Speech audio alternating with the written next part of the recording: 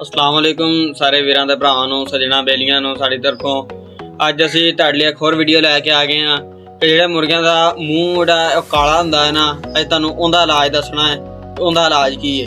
लड़ाई दे टाइम मुर्गियां दा मूँह काला आ जांदा है, लड़दे होया भी नहीं ते चोगा खांदे ने जदों उदों भी जदों दाना पानी खांदे पींदे उदों भी मूँह लाल हो जिहड़ा ना मूँह जिहड़ा लाल हुंदा ना काला हो जांदा कि ओह किस वजह तो हुंदा।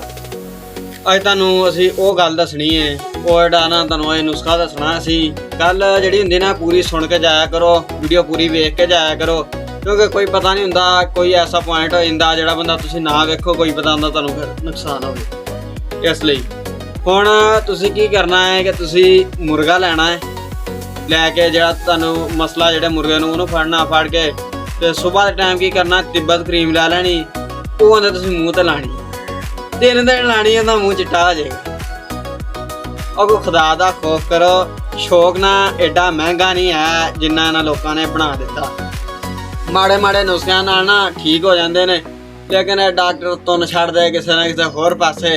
ये हुण जिवें कोई डॉक्टर हुंदा उन्हें तुहानूं गोलियां दसनियां कि कोई आ करो ते आ करो, लेकिन तुहानूं खुद सौखा तरीका दसन लगे इन्हां लोकां ने ना शौक बहुत महंगा करता। आम बंदे दे वास दी गल ही नहीं रही। तुहानूं ओही चीज़ां दसदे जिहड़ियां बिल्कुल सस्तियां होण, तड़े मयार दियां होण, माड़े बंदे दे भी चलो भी इस्तेमाल करे, शौक अपना पूरा करे। ते हुण तुहानूं चीज़ दसदे आं कि की आ तुसीं सुबह के टाइम जो मुर्गे नूं छड्डना है ना उदों नूं फड़ लो, मुर्गे नूं तुसीं देखना है, उहदे नक्क दे अंदर तुसीं देखना है तीली जिहड़ी मज्ज सी ना ओह लै लैनी है, उहदे अंदर ला के देखो नक्क बंद तो नहीं हैगा, उहदे नक्क दे अंदर मिट्टी मुट्टी होएगी, ओह तुसीं मार के साफ करो। ते उस तो बाद दोवां पासों साफ करना उहनूं, उस तो बाद तुसीं ना फूक मार के वेखनी ते मूँह खोल के ना इस तरह में जुंगल वाड़ के उस तो फूक मार के वेखनी कि हवा क्रॉस हुंदी है, तुहानूं महसूस होएगी कि मूँह दे अंदर हवा आई है। ते तुसीं फिर दूसरी साइड वालों भी उस तरह ही हवा मार के जिहड़ी ना वेखनी फूक मार के। इस तरीके दे नाल किहड़ा इह जिहड़ा ना मुर्गा तुहानूं महसूस होएगा कि मुर्गे दा कोई हवा जांदी है कि नहीं। जे हवा ना जांदी होई फिर तुसीं उहनूं साफ करो बिल्कुल ऐन तसल्ली दे नाल।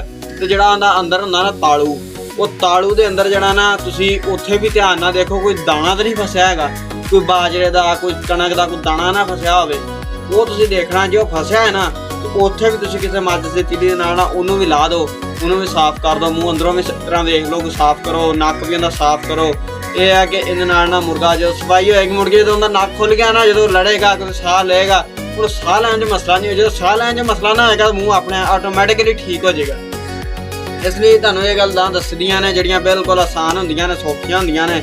ਅੱਛਾ, ਇਹੋ ਜਿਹੀਆਂ ਹੋਰ ਗੱਲਾਂ ਤੁਸੀਂ ਜੇ ਸੁਣਨਾ ਚਾਹੁੰਦੇ, ਕੋਈ ਹੋਰ ਨੁਸਖੇ ਇਹੋ ਜਿਹੇ ਸਸਤੇ ਜਿਹੜੇ ਨਾ ਸੁਣਨਾ ਚਾਹੁੰਦੇ ਨਾ, ਸਾਡਾ ਚੈਨਲ ਵਿਜ਼ਿਟ ਕਰ ਲੈਣਾ, ਸਬਸਕ੍ਰਾਈਬ ਵੀ ਕਰ ਲੈਣਾ, ਬੈਲ ਆਈਕਨ ਦਾ ਬਟਨ ਪ੍ਰੈਸ ਕਰ ਲੈਣਾ। ਇਨਸ਼ਾਅੱਲਾ ਤਾਲਾ ਫਿਰ ਕਿਸੇ ਦਿਨ ਅਗਲੀ ਵੀਡੀਓ ਦੇ ਅੰਦਰ ਮੁਲਾਕਾਤ ਹੋਏਗੀ।